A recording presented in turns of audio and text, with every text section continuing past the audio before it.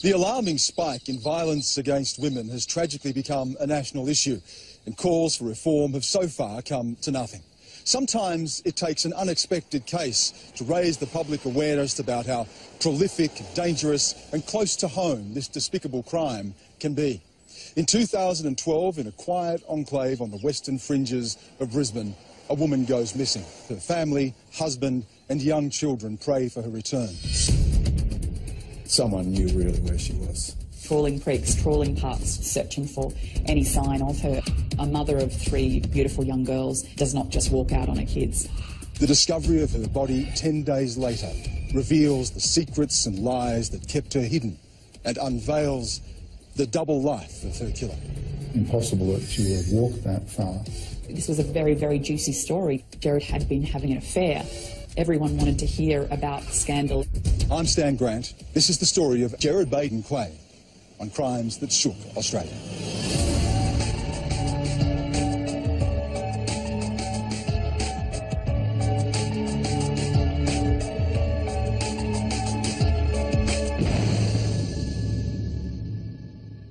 In 2012, Alison Baden-clay, a married mother of 3 young daughters, has gone missing in Brisbane's western suburbs. Her husband claims she went for a walk and never came home. What would unfold over the course of the next few months would shock the town and the entire nation to the core. I moved to Brookfield around about 1992, 93, because it was a semi-rural community. I thought it was a good place to bring up children. It's 15, 20 minutes from the CBD, and they say you could have country lifestyle, city convenience. Beautiful surroundings, beautiful community, lovely school, showgrounds, pony club, general store. It had everything. Ticked all the boxes for where you'd want to raise a family. It's a very safe family area, a lot of money out that way. So crime in Brisbane does not usually happen out there. Very little crime. Very little crime at all. Police emergency, what's your location? Good morning, Brookfield. And what's happening there? My wife isn't home. I don't know where she is. What's your name, first of all? I'm sorry. Gerard. And your last name, Gerard? Baden-clay. And what's your wife's name? Alison with 2 L's. In the early hours of Friday, the 20th of April 2012, Gerard Baden-clay, a local real estate agent from Brookfield, reported his wife Alison missing. Police were quick to respond, and word began to spread about the disappearance. A friend from Brisbane phoned up and knew the real estate connection and said, you know, Alison Baden-clay's gone missing, and I was just in shock. Here's this beautiful Alison Baden-clay, this mum with 3 beautiful young girls, and they were a well-known family in the community. People don't generally go missing in Brookfield, so it was a surprise. It was treated like just any other missing person, perhaps, you know, a mum who'd gone off for a walk.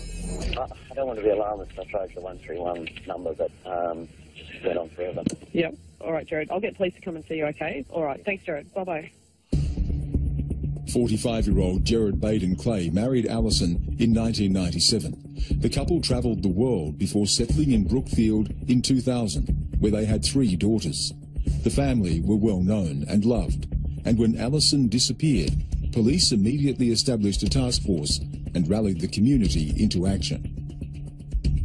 Obviously there was deep concern, and at that stage no one knew what had happened. Nobody in the general community, that is. I got a call from the police asking to use our clubhouse as a command post. The search was structured from Brookfield Oval, and I remember the emergency services out trawling creeks, trawling parks, trawling the neighbourhoods, searching for any sign of her. Search parties started forming. SES workers were looking in all areas, and volunteers were turning out, families in the area, neighbours. You could tell that it was a close-knit community who really cared for this woman. I went down there to see the police, and that's when I met Alison's parents and extended family. Brookfield Oval, in the centre of the town, acted as a focal point for the police investigation and was located just 200 metres from the Baden-clay home. As the search progressed, with local residents and volunteers involved, police held an appeal for information. It fell to Alison's parents, Jeff and Priscilla Dickey, determined to do whatever it took to find their daughter, to face the daunting task of speaking to the media. Please, please help us to find our dear Alison. Our lives will never be the same. We must find her. When Alison's parents did make the public appeal, it was incredibly emotional, incredibly upsetting. You could tell that they were so worried, they were so concerned about Alison's disappearance. They were concerned for her well-being, very concerned, and she was a much-loved, well-loved person. I think it became one of the most covered crime cases in Australia in about a decade. There was huge interest. It became not just a state story of relevance in Brisbane. Sydney was interested. For Sydney to be interested, that's big. So the network, it became a network story. And from there, we really had to be mindful of that and not missing anything, not missing any detail, not missing any scandal, not missing any reaction outside of the house, not missing a shot. We had to be really, really mindful. And that's when it became so life-consuming as well. Whilst Alison's devoted parents worked with the media and the police, desperate for any clues that may help find their beloved daughter, the actions of Baden-clay himself started to raise questions. Normally, someone's partner goes missing. They're there. They're distraught. They're upset. They can't sleep. They're just frantic. Very strange. Very strange. I thought he would have been down there from dawn to dusk like Jeff and Priscilla were. Where the hell was he? Why wasn't he out in these search parties? As Gerard Baden-clay retreated further from public scrutiny, the media became more insistent on finding him, and within days were tracking his every move. It was 4 days after Alison went missing. We knew at that time it was very strange that Gerard hadn't been out actively looking for his wife and had moved in with his parents. My cameraman and I went straight to his parents' home and saw the door open. So we ran over to the driveway and Gerard did walk straight to us. And I thought, wow, we're very lucky he's going to say something here. I'm trying to look after my children at the moment. They've got 3 young girls and we really trust that the police are doing everything they can to find my wife. And it was strange that he wasn't just standing there and saying, please, I beg you, give me some information about my missing wife. It was very unusual. I thought his eye contact was very strange. He didn't look at me. He kept kind of looking back and forth, looking to the ground, and his voice was quite high. It was quite strained. We just hope that she'll come home soon. And I need to go now to an appointment. From his sister's body language, she looks so nervous. There'll be people who'll be able to read your body language, read the intonation in your voice. Being a crime reporter is very difficult. You've got to try and not become emotionally involved in a case, but that's very difficult. You're hearing a lot of horrific detail, a lot of detail that the public is really never going to hear. But I knew after doing that interview with Gerard Baden-clay on the driveway that day that this was a different case. In 12 years, I have probably covered around 30 murders, been exposed to a lot of terrible detail, had to talk to many victims of crime, and always trying to do that with respect. And in some ways you can become desensitised to a lot of information you're hearing. But I would really say this story became a career-defining moment for me, because never had there been such public interest in a case. We watched that tape over and over, and everyone commented on his eye contact or lack of. My cameraman said, something's not right with this guy. He was not genuine. It was not a concerned husband. It was not a desperate husband looking to find his wife. I felt he was covering something up. I did speak to one of my police contacts, and his first question when he heard that I had interviewed him was, did you see any scratches on his face? On the right-hand side of Gerard's face were a number of distinct and possibly incriminating deep scratch marks. At that point in time, I didn't know there were scratches. I wasn't looking for them. I went straight back to the tape. I had a look at it, and Gerard had been shielding that side of his face. When police did arrive at the house, he was very cool, he was quite calm, but they immediately noticed the scratches.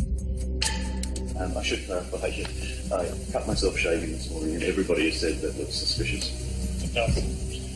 And that's part of the reason I think that you're here. It doesn't look like a shaving cut. In 2012, Gerard Baden-clay called police to report that his wife Alison was missing. When police responded, they noticed scratch marks on his face, which he claimed were from a shaving accident. I should clarify, I cut myself shaving this morning and everybody has said that looks suspicious. This explanation raised immediate suspicions, and police were keen to investigate further into the life of the real estate agent who was familiar to residents in the Brookfield area.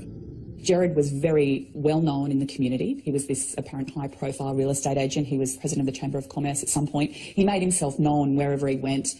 Probably the first I became aware of the family was the Baden-clay team, was this trio, Gerard Baden-clay's father, his mother and Gerard himself, all wearing the gold jackets, the franchise they belonged to.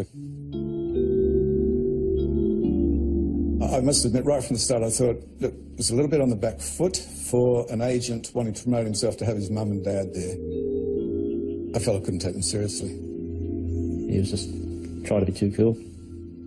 A lot of self-importance, really not seriously in touch with his audience, not communicating on a real level. I know a lot of people were taken in by him. I felt he was phony and he was condescending and there wasn't a real person there.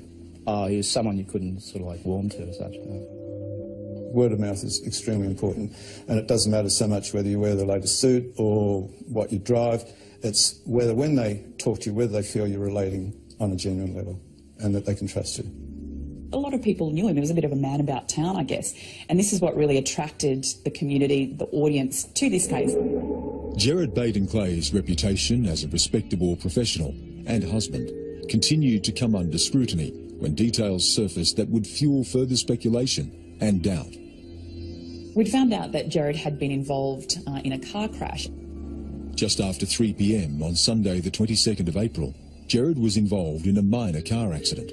Police revealed that Gerard had undergone medical tests for visible injuries on his body the day Alison went missing and was being recalled for further examinations when the crash occurred. He was actually on his way to undergo more DNA testing to have more photographs of injuries sustained, the scratches on his face, the markings on his chest. Gerard had told police that he suffered a reaction to a caterpillar bite, which left red abrasions on his chest and neck. Tests would later prove that no species of caterpillar that could cause such reactions were present in the area where the Baden-clays lived. Perhaps the car crash that he was involved in, he was trying to disguise the injuries already there with fresh ones from the car crash. I just thought there's more to this than meets the eye. We understood why the whole thing was looking incredibly suspicious. As the search for Alison continued, rumours began to circulate around the town, and the Baden-clay family appeared to close ranks. Generally speaking, the media was treading with caution and concern, and I feel respect for Alison's family. It was a very different front in regard to the Baden-clays. They were always trying to hide from us, even escaping through neighbours' yards, jumping into different cars, borrowing friends' cars. It was just always quite strange that they weren't more cooperative with the media in the search for Alison. I found it quite distasteful the way his parents were reacting to it, and that they didn't appear to have any real concern. There was a team A in the community and a team B. There's a larger team supporting the Dickies. As Alison's family maintained a vigil at Task Force Base, police asked Brookfield residents to search their properties, while over 400 emergency service volunteers on foot and horseback continued the search for Alison 10 days after she went missing.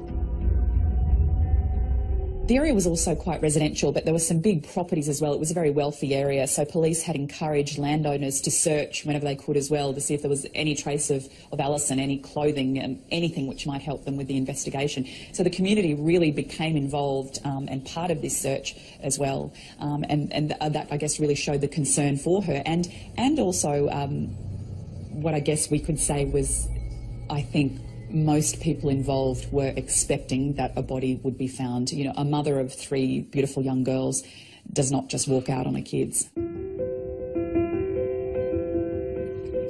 The Brisbane River is a good place for kayaking, and it's really nice to go kayaking early in the morning. Probably most people don't even know exists. It's very quiet in that part of the river. Daryl Joyce, a professor of horticulture and resident of Brisbane's western suburbs, was enjoying the first morning of his holidays. The first time I knew that the lady had gone missing was on the news. It kept going on for days and days. I became sort of most aware when they'd sort of set up a mannequin of the missing lady, dressed her up in the way that she was when she'd gone missing. And because it was local, and naturally we were all wanting to know what was happening, took a special interest in it. Colo Creek is 14 kilometres from Brookfield. It's a small side creek that flows into the Brisbane River. Famed for its nature reserves and rich vegetation, the river and side creeks are often inaccessible on foot. The Colo Creek itself, when you come off the Brisbane River, it's got a wide opening. I paddled upstream because that's the best way to go with the tides that day. And as I got closer to the bridge, I saw a body lying on the creek bank immediately underneath. And then as I got closer, there was a sort of smell. I still kept going past just to try and understand what was going on, and then I recognised the clothes, because that mannequin that they had in the park somewhere in Brookfield was dressed in the sort of three-quarter length pants, I think it was. And I figured out what it was, and I didn't stay around. There's no way you can get out of the kayak and do anything there anyway. You just end up falling in the water. So I just shot home and rang the police. The woman's body, found yesterday on a creek bed, yet to be formally identified. We're treating it very seriously that it may be her. The grim discovery marked the tragic end of the 10-day search. The body was confirmed to be that of Alison Baden-clay. Questions were now asked as to how had this much-loved mother of three ended up on the edge of a creek bed 14 kilometres from her family home. Police are appealing to anyone that may have seen anything suspicious on the night that Miss Baden-clay went missing. In particular, they're asking for people that may have seen one of the two family cars, any evidence that there may have been some suspicious activity in this area. Alison's body had been found and a sinister side had been put to the whole investigation. This officially became a murder investigation. In 2012, Alison Baden-clay, a married mother of three young daughters, has gone missing in Brisbane's western suburbs. After 10 days of extensive searches and round-the-clock efforts by police and volunteers, a canoeist makes a grisly discovery in a creek 14 kilometres from Alison's home. Tragically for Alison's family, what was a missing persons case is now a murder investigation. It was so sad for her family, incredibly sad. There were three little girls without a mother. I felt it deeply because of my happy memories there with my family. And this is a horrific act. When we did hear the news, it was incredibly sad. It was, and I know all of the police involved were very moved, sad and upset for these three little girls who are now without a mother, upset for Alison's parents, her siblings, the community at large, her friends, because they'd all gathered around to try and find this woman who was, you know, a kind, loving, beautiful, professional, incredibly intelligent. As Alison's family and friends came to terms with their tragic loss, police intensified their investigation and further information surfaced that would cast a shadow on what had appeared to be a flawless family.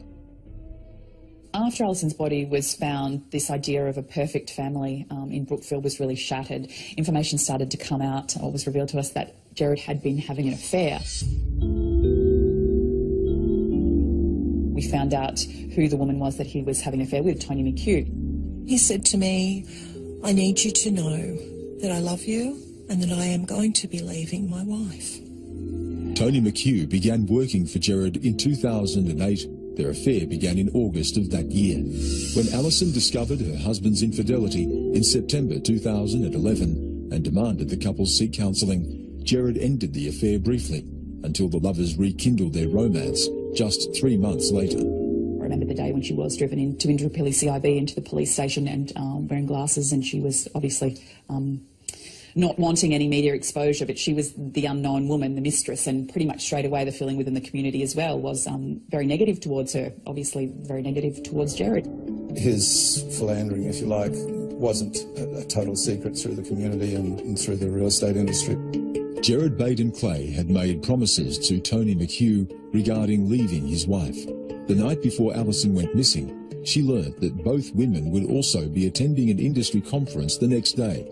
McHugh was livid at the possibility of a confrontation with Alison, and in a heated phone call with Gerard, she demanded he tell his wife about the affair. This was a very, very juicy story. Every little bit of detail about Gerard Baden-clay was just being lapped up out in the public. Everyone wanted to hear about the scandal. Everyone wanted to hear about what he'd done, what was the latest. If you sat down and tried to get a well-off area, happy family, and then create this dark sort of background mystery, you couldn't have written a better story. As police dug deeper, the private life of Gerard Baden-clay began to untangle spectacularly in public view as more startling revelations came to light. We also began to find out that Gerard was in a lot of financial difficulty. He'd also bumped up Alison's life insurance policy. Gerard Baden-clay immediately lodged a claim on his wife's life insurance the day her body was found. It's the supreme arrogance and feeling that he could just pull the wool over everybody's eyes and they'd buy it. They'd just buy it. All of these factors were really pointing towards something incredibly suspicious about this case. It was not a golden, perfect family. There were a lot of cracks in this marriage. Affairs, financial difficulties, life insurance policies, and a major task force investigating his wife's murder. The deck was being stacked against Gerard Baden-clay, and every detail of his personal life was played out in public view. All eyes were on Gerard Baden-clay, so that ramped up our coverage to a whole other level. It's pretty much 24/7 coverage of his parents' house. I don't think I've ever known a tragedy of this kind to have so much publicity. Quite often you'll hear about it on the news, you might hear it in the morning, you'll be lucky if you hear it in the evening, 1 or 2 days and it's gone. Everyone was talking about this case. It was a massive ratings period for TV news bulletins in Brisbane at that time. With the salacious details of Gerard Baden-clay's life now publicly exposed, police carefully considered every detail of the case, and their investigation intensified to include personal possessions. There continued to be a huge police presence at Gerard Baden-clay's parents' house on several occasions in the coming days and weeks. Detectives would go to the house. I remember one particular day they left carrying a lot of brown paper bags, so we knew that they were taking evidence to examine back at the police station. The location of Alison's body also helped police with vital clues that would identify her movements before and after death. Dr. Gordon Geimer, a forensic botanist and director of the Queensland Herbarium, was instrumental in assisting police in the murder investigation. I worked on the leaf material that was collected from the head and shoulders and hair of Alison Baden-clay. Then I could identify there was leaves from 6 different species. There's no other material, no other botanical material, which I would have expected there would have been some grass seeds or some other material, but there wasn't, which I was a bit surprised. So then I rang the police and said that I'd now like to go to Colo Creek and then to the house. Forensic experts revealed that Alison's body had lay undisturbed on the bank of Colo Creek for 10 days. Dr. Geimer had expected more local plant material to be present on her body, and the lack of this seemed unusual. I did a full survey of that Colo Creek area where the body was found, recorded all the species, got my binoculars out and scanned up and down the creek, and basically could only see 2 of the 6 species that I'd found in her hair. These missing species led Dr. Geimer to one inevitable conclusion. The other plant matter must have come from a different location, suggesting her body had been moved to the creek from elsewhere. And then we moved to 593 Brookfield Road to the house, and all the 6 species were present. So then I went back to the detective and I said, I can see six species, all 6 species are there. Dr. Geimer's botanical discoveries were proof that specific leaves from the Brookfield home were present in Alison's hair. This then begged the question, how did those leaves get there? The only explanation I sort of heard put forward by the husband was that she'd gone for a walk early in the morning and then, something had gone wrong. I know that it's a long way from where she would have been walking at Brookfield, and impossible that she would have walked that far. I decided that I needed to do far more investigation and more or less walk that 14 kilometres, recorded all the species along that route, and particularly the 6 species that were found in her hair. There was no part of that road which had all 6 species, so therefore it was impossible that the leaves in her hair could have got there by walking the 14 kilometres from her house to Hollow Creek. 43-year-old Alison Baden-Clay's body has been found under a bridge 10 days after she was first reported missing. While Alison's body underwent forensic testing to determine what had happened to the young mother of 3, Dr. Gordon Guymer's botanical expertise led to an alarming discovery that shifted the focus to the Brookfield home, where the evidence suggested Alison had died. The presence of species in the forensic evidence is critical in looking at crime reconstruction and possible scenarios of where Alison was at certain times. On the botanical evidence alone, and a possible scenario, she was likely to be on the back patio area. That's consistent with the leaves, the age of the leaves, the species that occurred in her hair. So if the scenario is that she got to the car, she must have been carried to the car from the rear patio and then transported to Hollow Creek. There's no doubt about that, because there's no other species that link her to any other site, and the evidence would indicate possibly carried and then dumped into Hollow Creek. When I was there, you got lots of seeds and grasses on your clothing, would indicate that she must have been carried and put into Hollow Creek. More shocking revelations began to surface as police carried out forensic tests on Alison's car. Traces of her blood were discovered in the boot and on the door. I remember a day that detectives arrived at the house. That day in particular, we knew something was going on. We all got particularly anxious. We thought, wow, I wonder if today's going to be the day that they'll arrest him. Everyone assumed that was going to happen, and we were just waiting. We were on 24-hour standby. This whole scenario is like a classic Agatha Christie story. Just 6 weeks after the discovery of Alison's body at Hollow Creek, police were focusing their investigations on one suspect. Gerard Baden-clay was taken to the police headquarters and interviewed. Gerard had gone into the station with his lawyer. We all sprinted, jumped into the news cars to get over to Indooroopilly CIB. Everyone was set up, ready to go. And I remember it wasn't a long period of time before Gerard Baden-Clay's lawyer did surface and said that his client had been charged, so he'd effectively been charged with the murder of his wife. Denying any involvement, Gerard is arrested and charged with her murder. The elaborate web of lies and deceit this apparently devoted husband and father has spun began to unravel dramatically in public view. It was adrenaline overload. We were expecting it to happen, but I think everyone was almost in shock. I don't feel anyone was surprised, but there was a real relief, and finally this has happened. Finally this guy is going to have to face court. I'd become so engrossed and involved in this case for 2 months that it really was a bittersweet moment when he was arrested.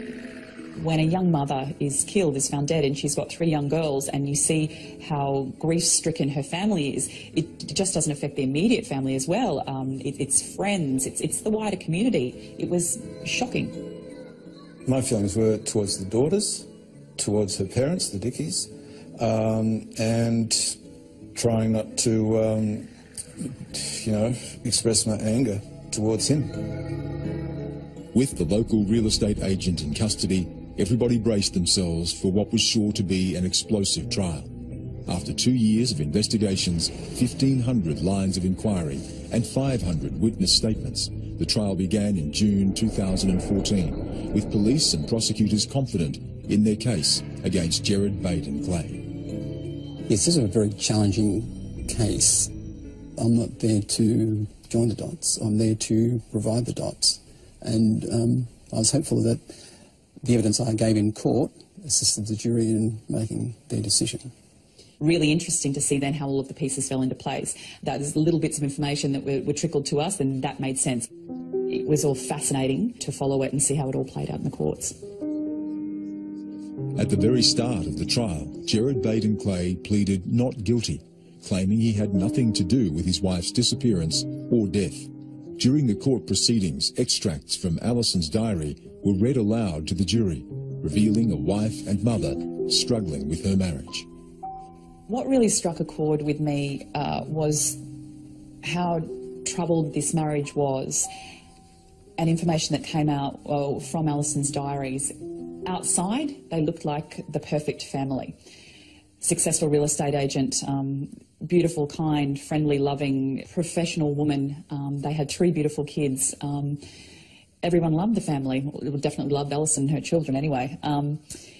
And what was so sad is that there was this woman who was battling on the inside and was not revealing any of that information to anyone.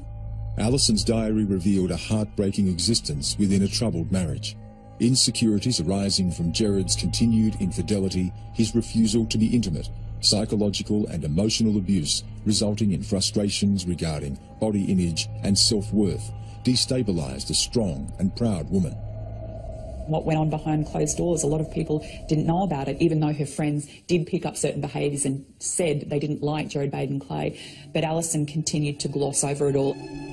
Following 2 years of investigations, a month-long trial and 5 days of deliberations, on the 15th of July 2014, jurors delivered their unanimous verdict. Guilty. Gerard Baden-clay went from suburban real estate salesman to cold-blooded killer. Gerard Baden-clay, a 46-year-old father of 3, was sentenced to life imprisonment for the murder of his wife Alison and ordered to serve a minimum term of 15 years. Thank God this bastard who's done this to this beautiful, caring, kind, lovely woman is going to be behind bars. Yes, it was a very rewarding experience working with the Queensland Police, and I was very impressed with the way they operated, how professional they were, how precise, meticulous. We never got to meet Alison, but dealing with the Dickey family and the extended family, after this lengthy investigation, I feel we know her. It was relief for the family of Alison Baden-clay. So those girls didn't lose just the mother, they lost the father as well. I hope also for the daughters that whilst they've been robbed of the pleasure of their mother for the rest of their life, that I feel there's something of her spirit will always be with them. And I just feel her love is with them. For the family and friends of Alison, however, the relief was short-lived. In December 2015, after lodging an appeal, Gerard Baden-clay's conviction for murder was substituted for one of manslaughter. There were gasps as 3 judges handed down their ruling, saying there was not enough evidence to prove he intended to kill Alison. The news of the downgrading was met with widespread criticism, not least from Alison's friends and relatives.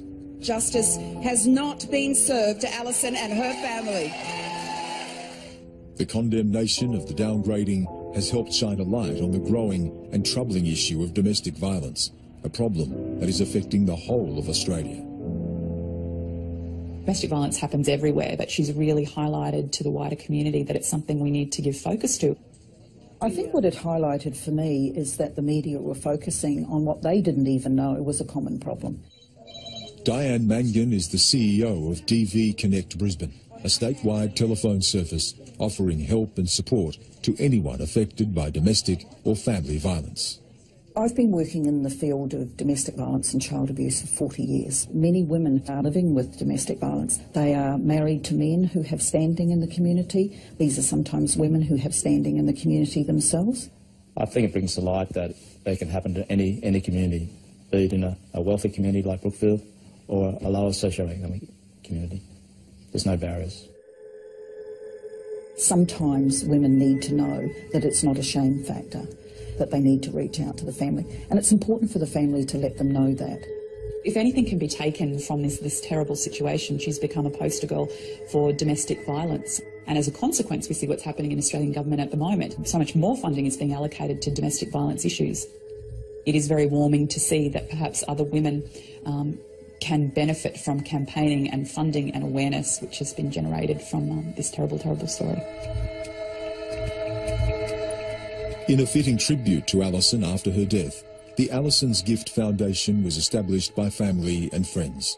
The organisation assists young victims of crime by providing financial assistance and support. It's generally a family in pain that is driven to activism that leads the country into a change of attitude. This is where these changes come from. It's the death, the tragedies that propel families to want to keep it focused. And communities feel a great sense of compassion for something that's led by people who are suffering.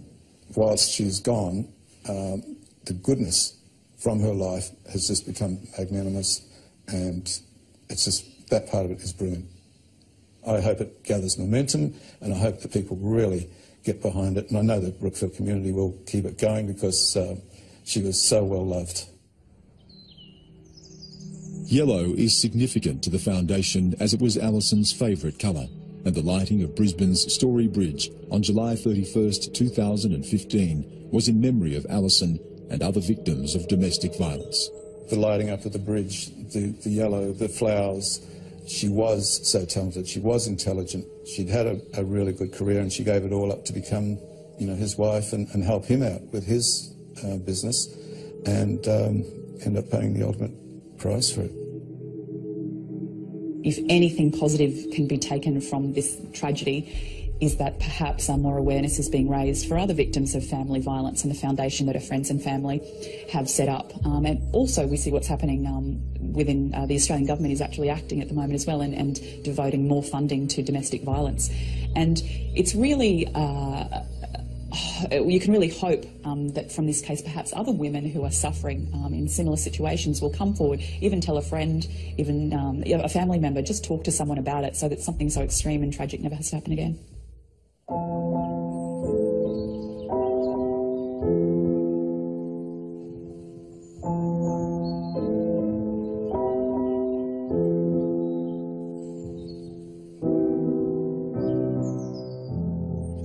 Alison's legacy lives on through her daughters, her friends, and a generous charitable foundation established in her name.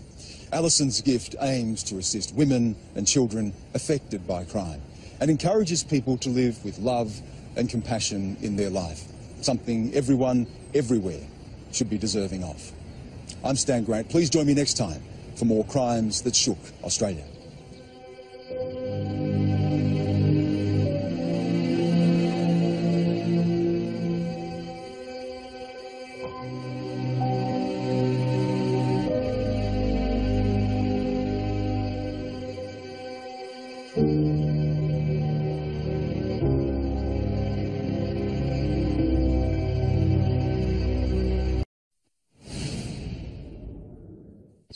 The alarming spike in violence against women has tragically become a national issue, and calls for reform have so far come to nothing.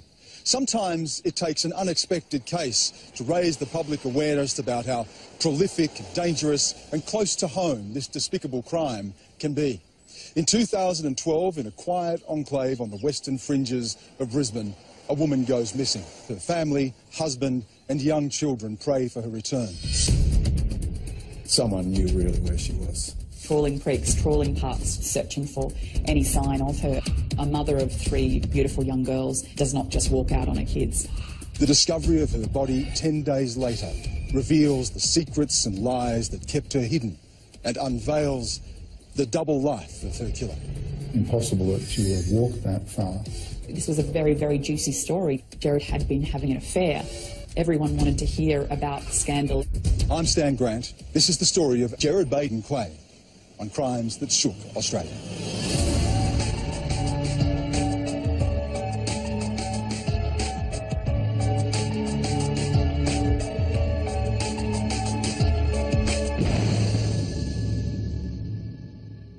In 2012, Alison Baden-clay, a married mother of 3 young daughters, has gone missing in Brisbane's western suburbs. Her husband claims she went for a walk and never came home. What would unfold over the course of the next few months would shock the town and the entire nation to the core. I moved to Brookfield around about 1992, 93, because it was a semi-rural community. I thought it was a good place to bring up children. It's 15, 20 minutes from the CBD, and they say you could have country lifestyle, city convenience. Beautiful surroundings, beautiful community, lovely school, showgrounds, pony club, general store. It had everything. Ticked all the boxes for where you'd want to raise a family. It's a very safe family area, a lot of money out that way. So crime in Brisbane does not usually happen out there. Very little crime. Very little crime at all. Police emergency, what's your location? Good morning, Brookfield. And what's happening there?